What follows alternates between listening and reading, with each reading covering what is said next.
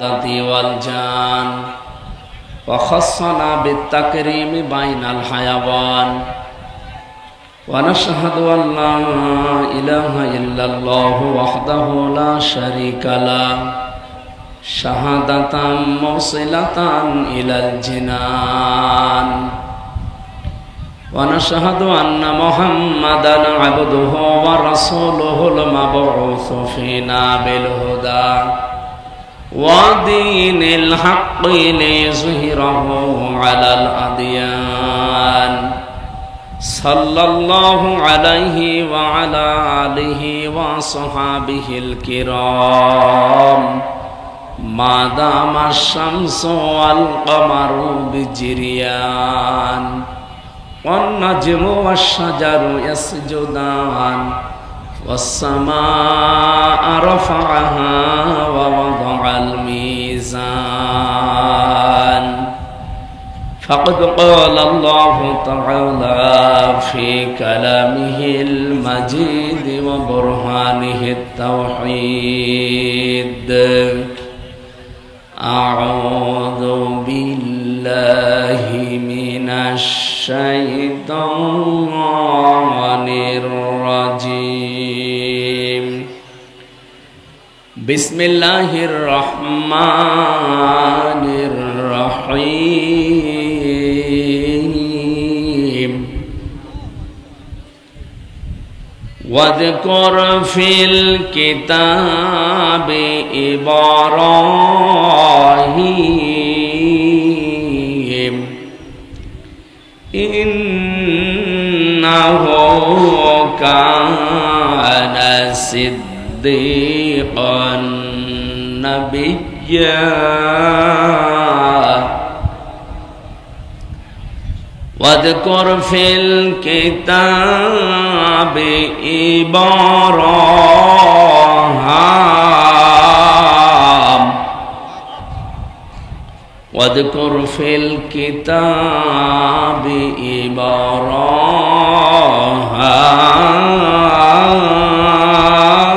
إبراهيم إنه كان صديقا نبيا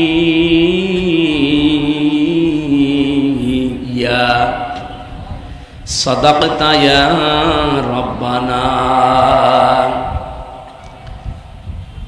عن أبي ذر رضي الله تعالى عنه قال قال النبي صلى الله عليه وسلم من ادعى ما ليس له فليس منا وليتبوأ مقعده من النار رواه مسلم وما زادهم إلا إيمانا وتسليما اللهم صل على سيدنا مولانا محمد وعلى آل سيدنا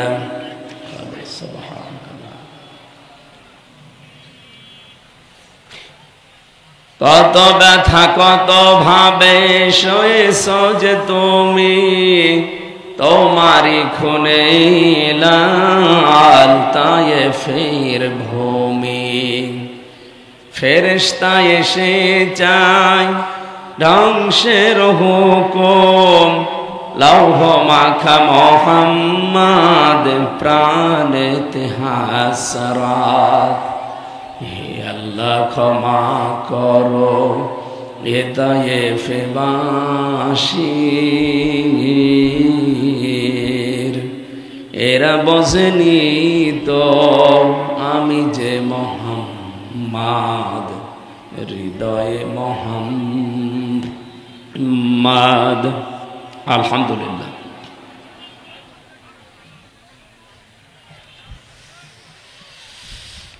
প্রাণপ্রিয় জেলা কুষ্টিয়া ভেড়ামারা থানার অন্তর্গত জনিয়াদহ ফুটবল ময়দানে যুব সমাজ ও এলাকাবাসীর যৌথ উদ্যোগে তাফসিরুল কোরআন মাহফিল, এটা 9 বছর চলছে এখানে একাধারে। এতদিন যারা কোরআনে কারিমের পেছনে লেগে আছেন এই আয়োজনের সাথে যারা সম্পৃক্ত, যে মানুষগুলো এখনো পর্যন্ত জীবিত আছে, যারা মারা গেছে, প্রত্যেককে আল্লাহ যেন মাফ করে দেয়। আরো জোরে বলে। মাহফিলের সম্মানিত সভাপতি জনাব মোহাম্মদ রাশিদুল হাসান আজাদ, অবসরপ্রাপ্ত অতিরিক্ত সচিব, আতালাল্লাহু উমরাহু ওয়া বারাকাল্লাহু ফি হায়াতি।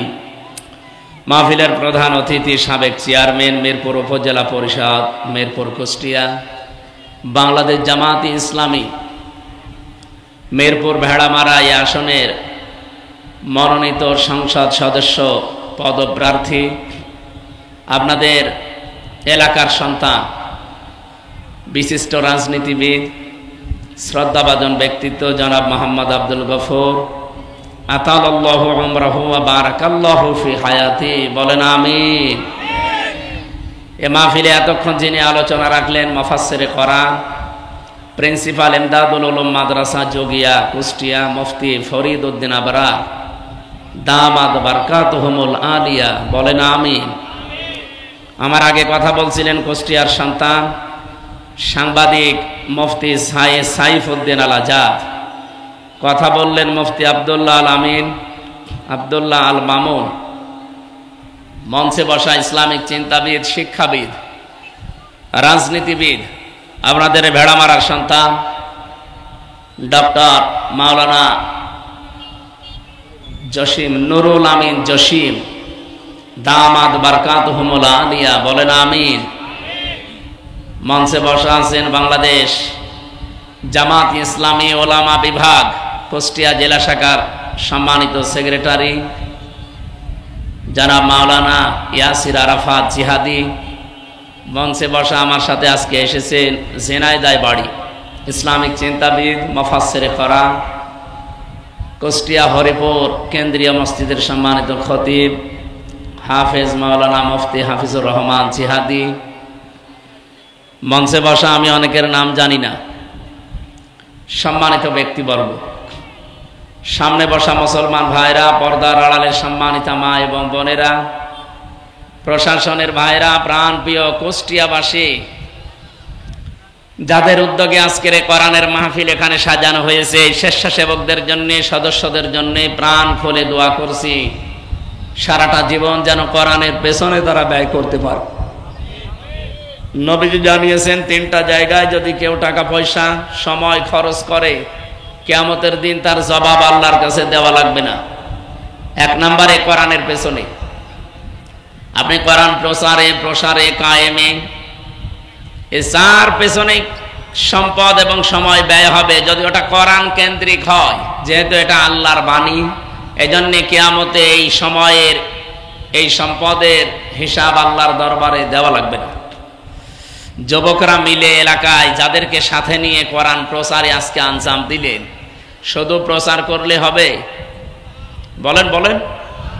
এ কোরআনকে প্রচার করার পরে এটাকে আপনাকে বোঝা লাগবে, কিন্তু বোঝার সিস্টেমগুলো আমাদের দেশে ওইভাবে চালু নেই।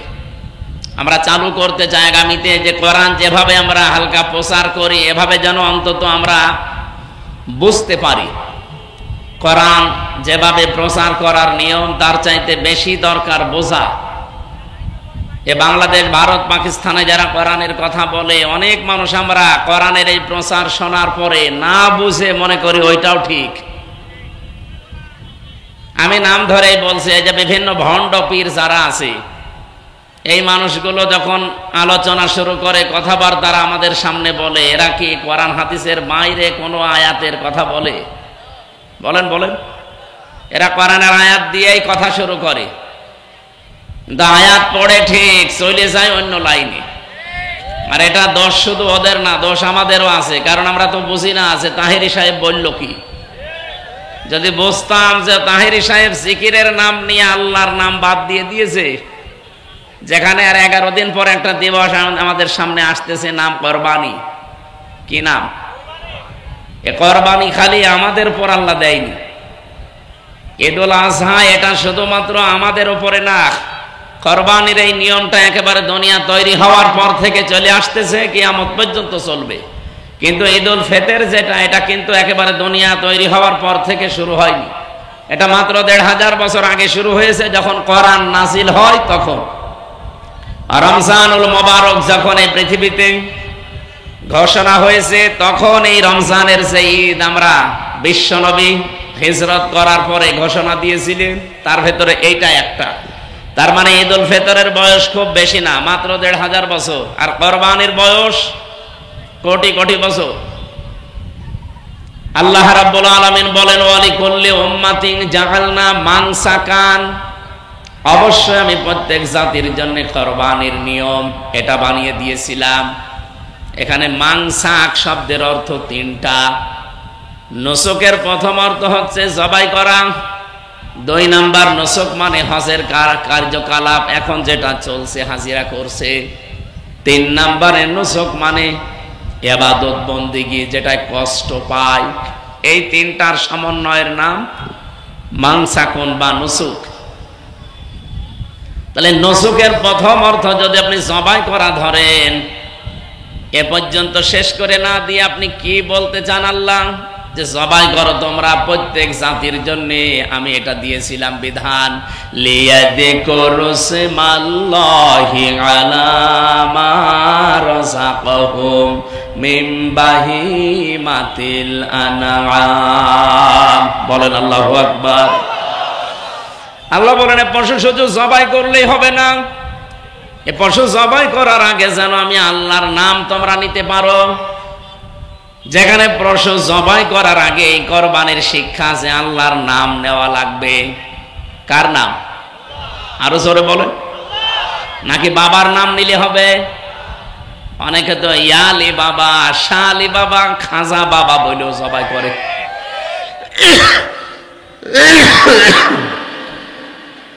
এ ভেড়া মারায় কয়েক জায়গায় হয় আমি জানি। স্যার, ভেড়া মারা হয় না? কত রকমের উল্টা পাল্টা মাজার বানিয়ে সেখানে আল্লাহর নাম বাদ দিয়ে অন্যের নামে জবাই হয়। আরো জোরে বলেন। যা করা লাগবে আল্লাহর নামে, এইটা বাদ দিয়েছিল যারা, দেখেন তাদেরকে আল্লাহ এত নিচে নামিয়েছে, এখন বুক ফুলিয়ে বলবে যে আমি অমুক, তাও বলতে পারে না। আপনি আল্লাহর নাম বাদ দিয়ে অন্য কাউকে ওখানে রিপ্লেস করবেন, এত পচানো পচাবে, দুর্গন্ধ সৃষ্টি হবে। এই জন্য আগামী থেকে যারা আসবেন, আল্লাহ বাদে অন্য কাউকে যেন সামনে নিয়ে আসার চেষ্টা করবেন না। আপনি কিছু বোঝেন তো নাকি আন্দাজে ঠিক বেঠিক বলছেন? বোঝেন কিছু? সুতরাং আমরা সামনে নিয়ে আসতে চাই কার নাম? কালিমাতুল্লাহি হিয়াল উলিয়া, আল্লাহু আজিজুন হাকিম। সব চাইতে উপরে থাকবে কার নাম বলেন তো? আমরা আর কাউকে উপরে রাখতে চাই না, সে বাবা হোক আর স্বামী হোক। অনেকে দেখি না, যে আসে সে উপরে তুলে ফেলে। কেন? ওখানে আল্লাহু আকবার লিখে দিতে পারেন না? লিয়াজকুরু ইসমাল্লাহ, যেন তারা, এই লাম এখানে জের দেওয়া আছে, যেন তারা আল্লাহর নাম উচ্চারণ করতে পারে। আলা মা রাযাকাহুম, তাদেরকে যে রিজিক গুলো দিয়েছি, মিন বাহিমাতিল আনআম, এই চতুষ্পদ জন্তু জানোয়ার এগুলো জবাই করার সময়, যেহেতু যে সমস্ত ভণ্ড দরবারগুলোতে আল্লাহর নাম বাদ দিয়ে অন্যের নাম উচ্চারণ হয়, কোরবানির শিক্ষা তারা আজও নিতে পারে। বলেন বলেন। আমার ভাইরা, আমি যে শিক্ষাটা এখান থেকে আমি নিজে পেয়েছি, আজকে থেকে কঠিন ভাবে সিদ্ধান্ত নেওয়া লাগবে, জীবনে যতদিন বেঁচে আছি আল্লাহ পাক ছাড়া কাউকে আমি উপরে নিয়ে যাব। আরো জোরে বলেন। যেহেতু কোরবানি এসেছে আমাদের সামনে, বেশি দিন আর নেই, 11 দিন বাকি আছে মাত্র। এই 11 দিনের ভেতরে আমাদের সিদ্ধান্ত পুরাপুরি নিতে হবে। এবার যদি সিদ্ধান্ত ভুল করেন, আমার মনে হয় আবার কতদিন পরে কোরবানি আসতেও পারে, নাও আসতে পারে। কারণ আপনার জীবনে হয়তো আপনি আর পাবেন না। কোরবানির শিক্ষা আল্লাহর নাম উচ্চারণ, সেখানে দেখি আমার তাহেরি সাহেব আল্লাহর নামের পাশাপাশি উনি জিকির করে ইয়ালি বাবা, শাহ আলী বাবা, কেল্লা বাবা, গোলাপ শাহ বাবা। গোলাপ শাহ কি এই জেলায় আছে? পাশে আছে। হ্যাঁ, সুলাইমান শাহ। আপনি বলেন আল্লাহ বাদে অন্য কারো নামে জিকির করা জায়েজ আছে? অথচ ওনারা ওই জিকির গুলো যখন করে কত মানুষ দেখে তাদের সাথে তাল দেয়। এই জন্যে দেয় কারণে জাতি কোরআন বোঝে না। কোরআন হয়তো পড়তে পারেন আপনি, কিন্তু বুঝতেন না। এই জন্য পড়ার পাশাপাশি আপনাকে বোঝা লাগবে। তাহলে কেউ এই কুষ্টিয়া জেলায় এসে ধোঁকা দিয়ে আমাদেরকে আর বোকা বানাতে পারবে না। 3 নম্বরে শুধু বুঝলেই হবে না, যতটুকু বুঝলেন ওইটা আপনি প্রচার করবেন, যতটুকু বুঝেছেন ওইটা আপনি মানবেন। এটা 3 নাম্বার শর্ত। আমার মাঝে মাঝে মনে হয় এই 3 নাম্বারটা যদি আমরা সবাই মিলে আমল করতে পারতাম, যে আমি যতটুকু কোরআন পড়ি ততটুকু বুঝি, আর এতটুকু আমি প্রচার করব, এতটুকু আমি মেনে চলবো, এই দেশে কোরআনের অনুষ্ঠানের জন্য কোনোদিন অনুমতি নেওয়া লাগতো না। লাগে না এতদিন? কথা বলে না কেন? আর লাগবে কোনোদিন না, কারণ জাতি এখন কোরআনে কারিম নিজে মানে এবং প্রচার করার দায়িত্ব অলরেডি নিয়েছে। এটা শুধু আমির হামজার দায়িত্ব না। বাল্লিগু আন্নি ওয়ালাউ আয়া, বাল্লিগ না বাল্লিগু, বহু বছর এটা নবীজি বলেন তোমরা সবাই মিলে প্রচার করো। যদি একটা আয়াত তোমার জানা থাকে, তাহলে দল মত নির্বিশেষে আজ আমরা যারা নবীর উম্মত দাবি করি, বলেন তো এই আয়াতটা, এই হাদিসটা যদি আমরা মেনে চলতে পারতাম, এই 15 বছরে আলেমের কাছ থেকে কেউ মাইক কেড়ে নেওয়ার সাহস পেত না। আমার স্পষ্ট মনে আছে 19 সালে, এটা ঘুরিয়ে দেন, গলা ভেঙে যাচ্ছে, ঘুরিয়ে দেন, ঠিক আছে। বেড়ামারা আখ সেন্টারে এসেছিলাম, অনুষ্ঠানটা কমপ্লিট, আমি উঠবো, সেই সময় আল্লাহর বান্দারা উঠতে দিল না। কোথায় আছেন আপনারা আজ? আপনি তো আমির হামজাকে মানা করেন না, আপনি মানা করেছিলেন আল্লাহকে, কারণ আল্লাহর